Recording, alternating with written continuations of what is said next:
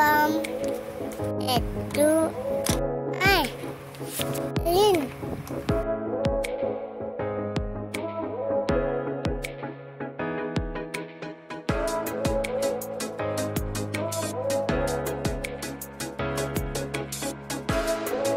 আজকে বানাবো মাছের টক ঝোল।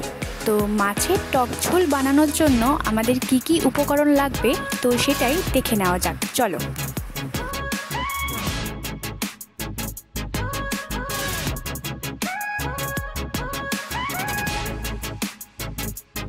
এখানে আমি প্রত্যেকটা মাছ ভালো করে ভেজে নিয়েছি। তারপর আলাদা করে আরেকটা কড়াইয়ে সর্ষের তেল দিয়ে তাতে 5 ফোড়ন দিয়ে ভালো করে নেড়ে চেড়ে নেব। তোমরা চাইলে এখানে কাঁচা লঙ্কাও দিতে পারো, তো আমি এখানে ঝালটা খাবো না, তাই ঝাল এখানে আমি দিইনি। তারপরে আমি ছোট ছোট করে আলু আর টমেটো কেটে রেখেছিলাম, সেগুলো কড়াইয়ে দিয়ে ভালো করে নেড়ে চেড়ে নিয়ে তাতে হলুদ গুঁড়ো, নুন, চিনি পরিমাণ মতো করে দিয়ে ভালো করে নেড়ে চেড়ে আমি সামান্য পরিমাণ জল দিয়ে একটু ফুটতে দেব। যতক্ষণ না টমেটোটা আলুটা সেদ্ধ হচ্ছে ততক্ষণে এখানে শিলের মধ্যে একটু সর্ষে বেটে নেব।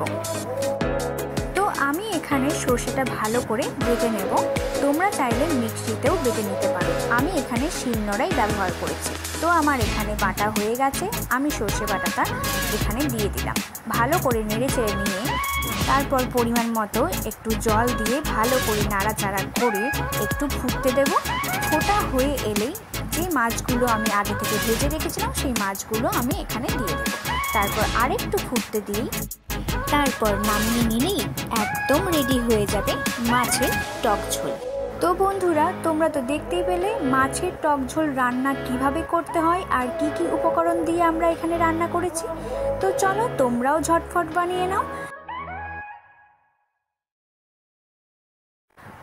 তো চলো বন্ধুরা, আজকে এটুকুই। আবার অন্য কোনো দিন অন্য কোনো ভিডিও নিয়ে তোমাদের সাথে শেয়ার করব। ততক্ষণ তোমরা ভালো থেকো, সুস্থ থেকো।